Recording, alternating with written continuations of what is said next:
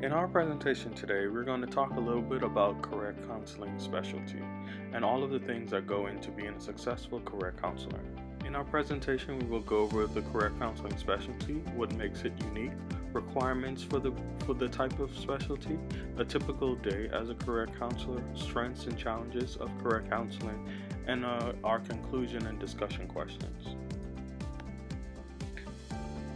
Career counseling is described as the process of assisting individuals in developing a life career with a focus on the definition of the worker role and how that role interacts with other life roles. Career counselors work in a variety of settings, in business and industry, in both the educational environments of high school and college, in governmental organizations, rehabilitative services, private practice, with the use of various assessment tools. Career counseling is a unique discipline because it really is concerned about the interpersonal aspects of a person and understanding how their personal lives and their professional lives come together, making use of various assessment tools and personality tests to really align them with a career choice that's best fit for them.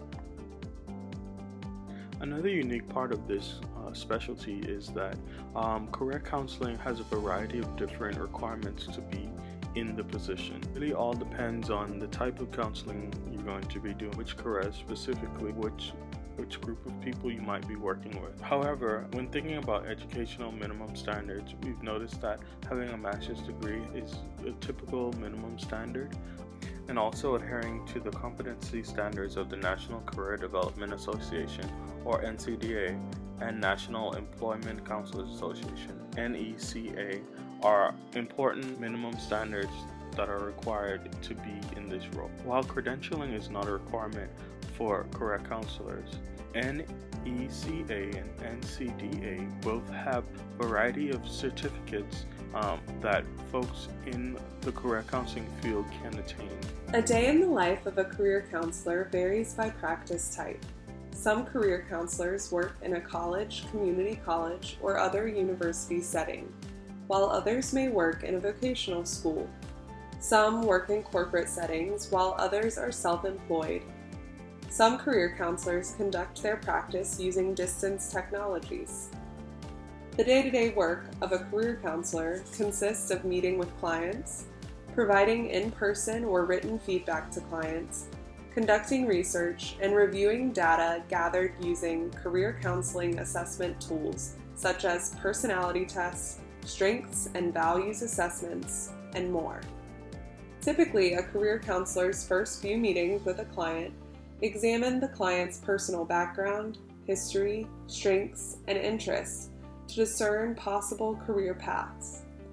Career counselors must also account for avocational aspects of a client's life, including family structure, relationships, and desire for leisure time. Career counselors help clients enhance life skills, such as decision-making abilities, and develop individualized career plans. A unique part of the career counselor profession is that career counselors may have to review and provide feedback on a client's resume and other written career materials, including career assessments and trait tests. Career counselors may also help clients think through a career narrative and how to best present oneself in writing, that is, on a resume, or in person, in an interview, for example. This aspect of the career counseling profession is known as career guidance, and it is largely educational. Career counselors may also have to develop industry knowledge based on their client or work setting, and may, at times, have to provide guidance about career-based financial decisions. While industry-specific knowledge may be helpful, a career counselor's primary role is to competently use assessment tools and professional best practices to help a client develop self-knowledge in relation to career goals. The Gladding textbook outlines 4 major career counseling theoretical lenses. The first dates back to vocational theorist Frank Parsons and is known as the trait and factor theory. This theory focuses on the uniqueness of the individual and finding the right fit for a career based on an individual's unique traits and factors. Trait and factor theory has had many iterations, but today the most familiar version of this theory is known as the Holland Codes. The Holland Codes consists of 6 topical career areas, often depicted in a hexagon: realistic, investigative, artistic, social, enterprising, and conventional. Holland contends that after using the Holland test, one's top 3 letter combination can represent one's personality, which is generally stable over time and can be aligned with certain career fields. Other theorists have proposed that a person gains more self-knowledge from fully examining their Holland Codes, not only the top 3, but also the middle 2 and the least favored code. Do you know your Holland Codes? The next career theory is Super's developmental theory, which is a lifespan approach to career counseling and accounts for a person's long-term experience in defining who they are and what they want to do and be. Super's theory accounts for self-concept, needs, motivation, failures, and external pressures at each stage and age. Each of Super's 5 developmental stages have substages, which are outlined in the gladding text and are accessible online. We have also included a screenshot here for your review. Social cognitive career theory takes into account the effect of environment on a person's growth and development. It is based on Albert Bandura's work on causality and how various internal and external attributes can combine to affect a person's life and outcomes. Self-efficacy, or one's belief in one's own capability, is an important part of this model. Unlike previous models, this model accounts for social and environmental pressures and can be a useful model when working with historically underrepresented professional populations, including first-generation college students or women in STEM fields. The final theory, constructivist career theory, is a theory of building or constructing meaning based on a person's goals and life purpose. In a counseling session, a counselor might ask a person to describe their life motto or their hero. Themes that arise from this conversation may help the counselor and the client build a meaningful concept of what is important to the client. The constructivist theory emphasizes growth and lifelong learning, flexibility, and emotional intelligence. It recognizes that jobs may change on one's career path, but that meaningful purpose is what centers a person. The strength of the career counseling specialty lies in its longevity. Career counseling has existed since the workforce began.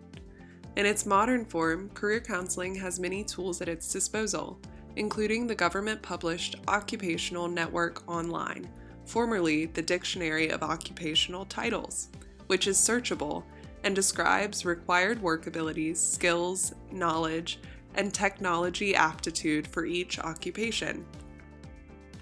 This is a great place to start in searching for more information about your counseling specialty.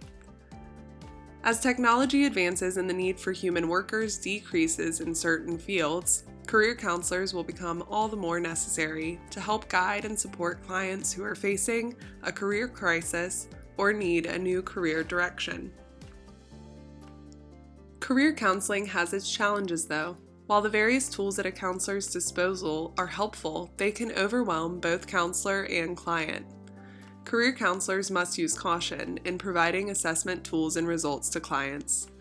Clients may feel unhelped by certain tools or may feel that their personal and professional issues, which may be complex, are minimized by a career or personality assessment. Counselors should work to ensure that a strong counseling relationship is intact and not rely too heavily on career assessments. A weakness of many career counseling theories is that they are Eurocentric and do not account for diverse experiences and worldviews. Many theories emphasize self-motivation and individualized success, which may not align with a client's value system. especially if a client is from a background or culture which values community and social welfare. Career counselors, like all counselors in all specialties, must take care to increase multicultural competencies and consider the diverse experiences of their clients.